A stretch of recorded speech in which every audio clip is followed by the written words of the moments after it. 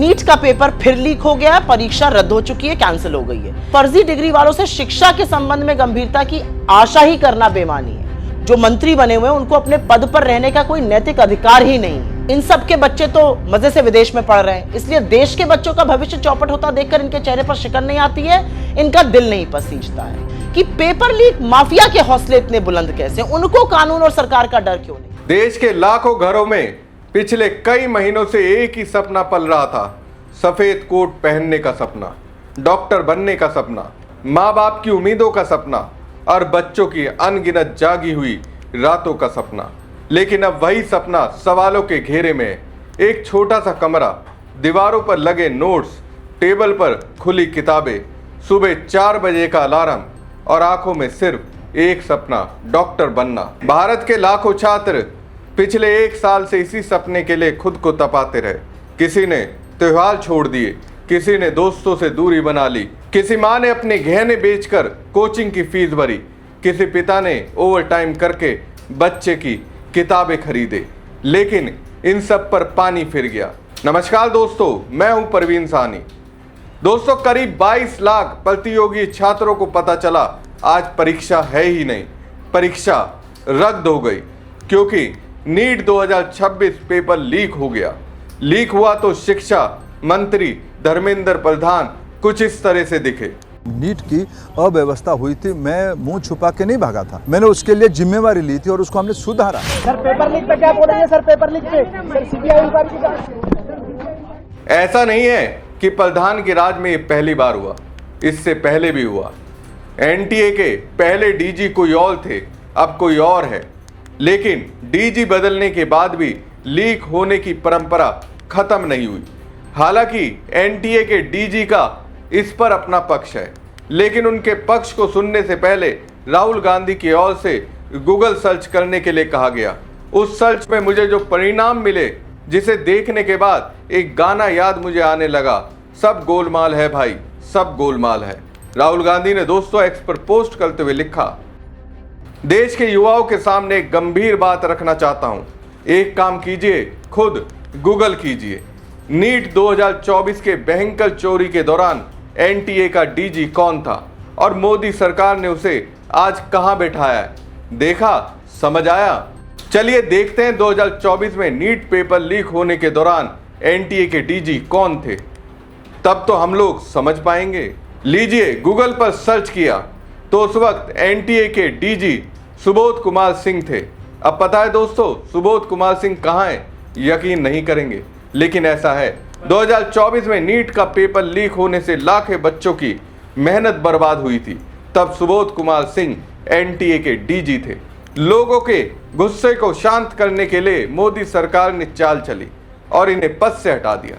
लेकिन जैसे ही लोगों का गुस्सा शांत हुआ, इन्हें स्टील मिनिस्ट्री में पोस्टिंग दे दी गई और अब ये छत्तीसगढ़ में मुख्यमंत्री के प्रिंसिपल सेक्रेटरी हैं। है ना कमाल?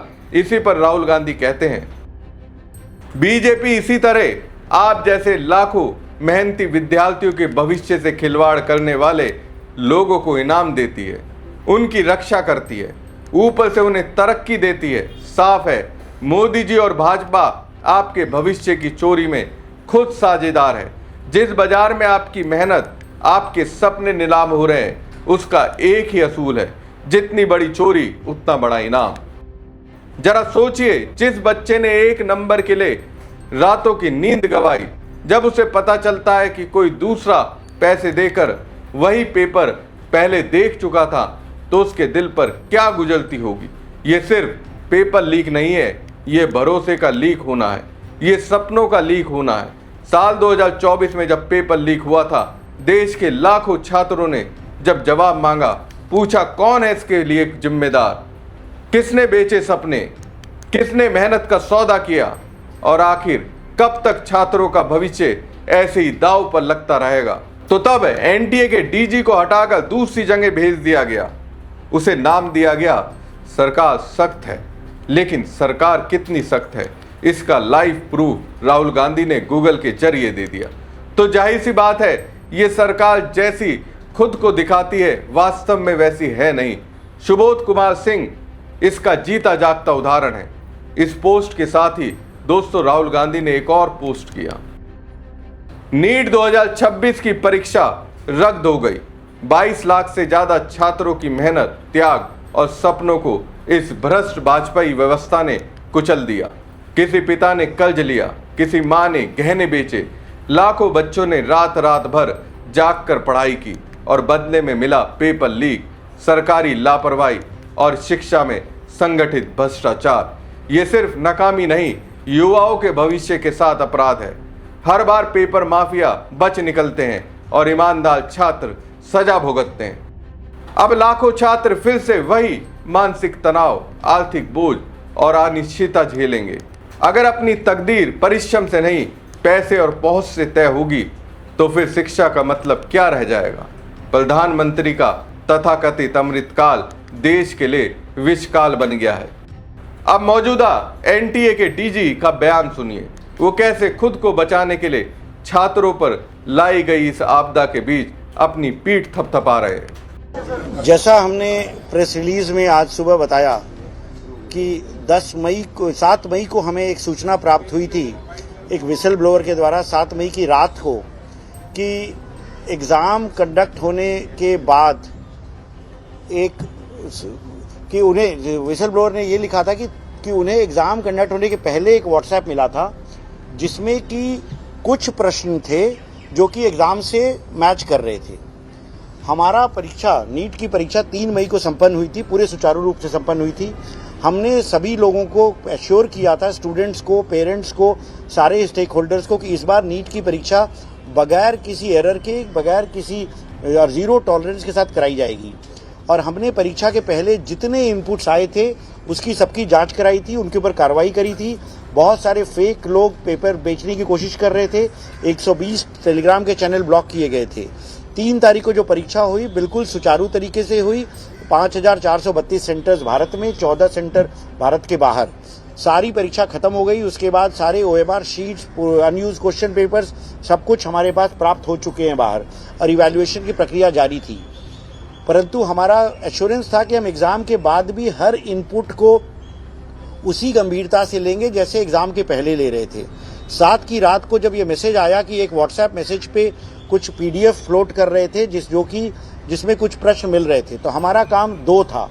पहले तो ये वेरीफाई करें कि क्या वह जो एलिगेशन है कि उसमें जो प्रश्न है क्या वह हमारे प्रश्न पत्र से मैच करते हैं, और नंबर 2 क्या वह PDF किसी भी तरह से 3 मई के पहले, एग्जाम के पहले उपलब्ध था किसी भी व्यक्ति को। तो जब हमने उसकी जांच कराई लॉ एनफोर्समेंट एजेंसीज से, तब ये पाया गया कि कुछ प्रश्न उसमें से मैच कर रहे थे जो हमारे प्रश्न पत्र थे। और जो पुलिस का इन्वेस्टिगेशन था उसमें भी यह प्राप्त हुआ कि 2 तारीख को और 1 तारीख को कुछ लोगों के फ़ोन पे वो PDF मौजूद था। जब इसकी पुष्टि हुई तो हमने ये समझा कि अगर इस तरह का एक भी वायलेशन होता है तो वह हमारी जीरो टॉलरेंस पॉलिसी के खिलाफ है, और जो तमाम 22,69,000 बच्चे परीक्षा की अपनी मेहनत से तैयारी कर रहे हैं उनके भविष्य को इम्पैक्ट करेगा। अगर कोई इस तरह से चोरी करके परीक्षा देगा तो वह उनके लिए फेयर नहीं है जो अपने मेहनत से पढ़ाई कर रहे हैं। तो उनके हित में ध्यान रखते हुए हमने यह एक कड़ा निर्णय लिया कि हम यह संदेश दे सकें हर उस क्रिमिनल को, हर उस स्कैमस्टर्स को, हर उस फ्रॉडिये को कि अगर आप इस तरह के काम करेंगे तो उसको NTA सरकार बर्दाश्त नहीं करेगी। हमने इस मैटर को CBI को इंक्वायरी को दिया है और हम इस तरह के जितने लोग खुराफात किए हैं उनको पकड़ेंगे, उनको जेल भेजेंगे ताकि बच्चों का भविष्य किसी भी प्रकार से एडवर्सली प्रभावित न हो। इसके साथ ही हमने यह भी कहा कि बच्चों के लिए हम दोबारा परीक्षा कराएंगे जो कि एकदम फेयर तरीके से होगी, जिसमें किसी भी तरह की अनियमितता नहीं होगी। तीसरा, हमने NTA के ऊपर जिम्मेदारी लेते हुए यह भी निर्णय लिया कि हम जो अगली परीक्षा दोबारा कराएंगे उसके लिए कोई एडिशनल फीस नहीं चार्ज करेंगे, और न ही सिर्फ वह, चूंकि बच्चों को दोबारा आना पड़ रहा है परीक्षा देने के लिए, हमने जो पहली बार जो परीक्षा कराई थी उसके लिए जो फीस ली थी उसको भी हम रिफंड करेंगे ताकि NTA अपनी जिम्मेदारी को समझे। और हमने सारी जो इन्फॉर्मेशन है वह CBI को उपलब्ध करा रहे हैं ताकि CBI जो भी व्यक्ति हो उसको ढूंढे, उसको जेल भेजे, उसको